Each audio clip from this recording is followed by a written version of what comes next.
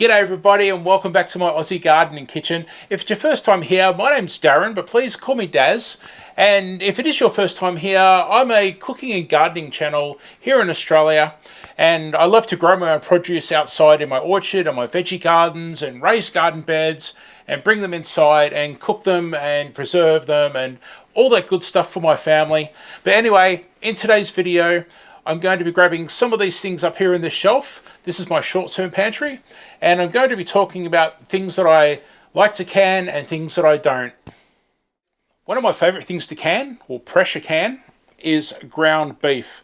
Now I do can beef and I do can chicken, but by far ground beef is the one meat that we would use more often in the house using this method. I just love the versatility of having an ingredient like this that's shelf stable, ready to go in the pantry. And in my case, I always put beef stock in there, so you've got a bit of extra flavour. So when I go to cook it, I'll just drain off the stock, put that aside, brown off the mince, and then whatever I'm making, bolognese, tacos, nachos, savoury mince, meat pies, you name it, that mince is ready to go. And then I can add that beef stock in for flavour. Then I can thicken it, I can do whatever I want with it. It's just such a great ingredient to have that's shelf stable, safe to eat, and it's just, oh man, I think this is one of my favourite things to do for sure. I do pressure can chicken and beef, not as much as the ground beef though. We do a lot more of that. And as you can see here, I've got diced beef here, and that's in a beef stock. So once again, I've not only got a shelf stable meat ready to go, I can just pour it into a pan and whip up whatever I want, but I've also got that flavouring there of that beef stock that's already in there, and it's enhanced by the flavours of that beef when it was pressure cooked in the jar. Another awesome ingredient and a must-have for the pantry. If you've not pressure canned meats before, I highly recommend that you research it thoroughly first and really look into the hygiene of sanitising jars in your workspace, the pressure that you need for your altitude where you are, the processing time depending on the size of the jars that you use, all that sort of stuff. Once you've researched it and understand it, it's really not that intimidating at all. You can get straight in there, get going, and before you know it, you're going to have some great stuff on your shelf for long-term storage, and it's just, it's the best thing to have. If you don't mind me taking a moment just to explain that this video today is all part of a collaboration organised by Diane, the Canning Nana. And what we're doing is a whole bunch of us have come together under Diane's wing, and we're all talking about things that we like to can and things we don't. Now you can actually win a prize by watching our videos and meaningfully commenting on those videos.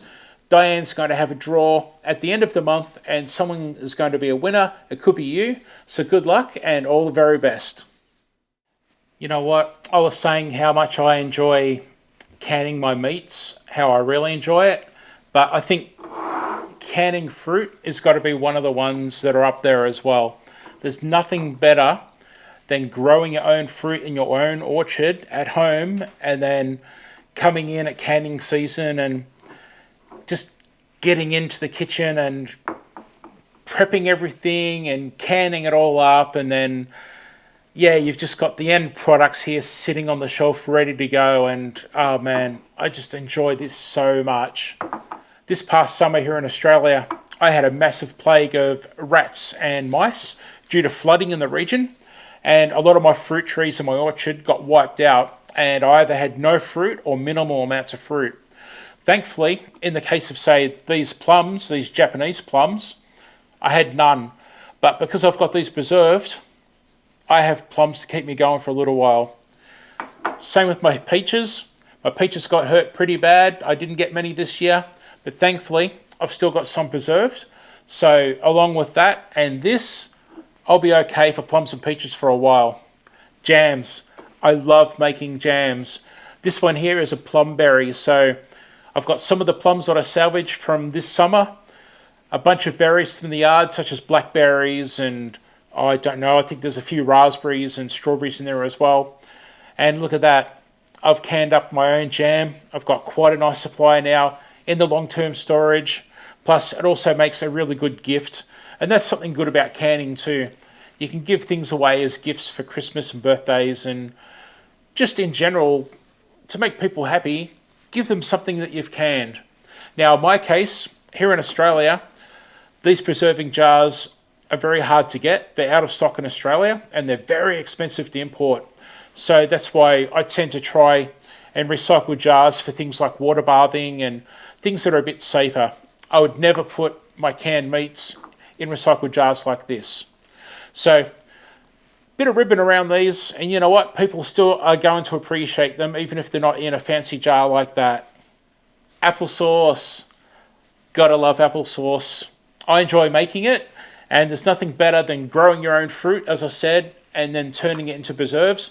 Of course, we eat it fresh as well. I've got a number of apples out there, Granny Smith and Pink Ladies and stuff like that.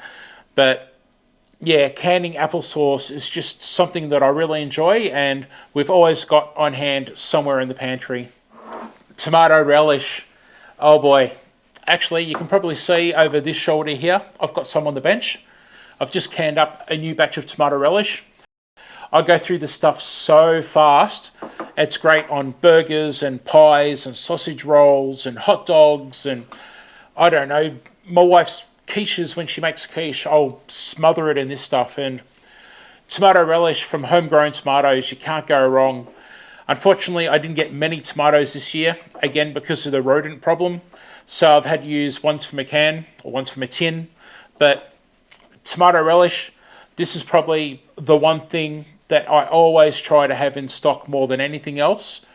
It's not a necessary food. Like, obviously, we're going to benefit more from having canned meats or vegetables and fruit, but I just have to have this. It takes me back to memories of when I was a child and my nana would make relishes and stuff like that. And this particular one here, this is my own recipe that I develop, and if you don't mind me saying so, I've got a full video on this channel where I show you how I make this, and oh boy, it's good. One thing I'd like to mention is vegetables. I do like canning vegetables. I've totally forgotten to bring some out, but in general, I can carrots, potatoes, green beans mainly. They're the main ones. I'm not too keen on the other ones because the family don't really like them when they're canned. So at least I've got those staples in the pantry. I know they're going to be eaten every time. If you're just starting out with canning, I recommend looking up how to do it and having a go just at a few small things first, and then as you get more confident, progress to pressure canning, and you can pressure can vegetables like beans, and actually I don't have any here at the moment, I forgot to bring them out, but I love canning my beans and potatoes. Potatoes, in fact, I'm overdue to can potatoes. I love canning potatoes. But yeah, you can work yourself up to pressure canning, and it's really not that intimidating. Just follow all the steps and you can't go wrong. A really good resource to fall back onto are books like this. This book in particular, I highly recommend. This is super popular if you're new to canning and preserving. This Ball Book of Preserving is fantastic. It's got so many recipes, instructions on how to go about things. It's fantastic. For my overseas viewers and my local Australian viewers, I'll pop links down below in the description as to where you can get this at Amazon. I really do recommend this book in particular. It's absolutely fantastic. It'll show you so many things, and it's got some awesome recipes. When it comes to things that I don't like canning, there's not much at all, really. I only try to can things that I know my family are going to consume.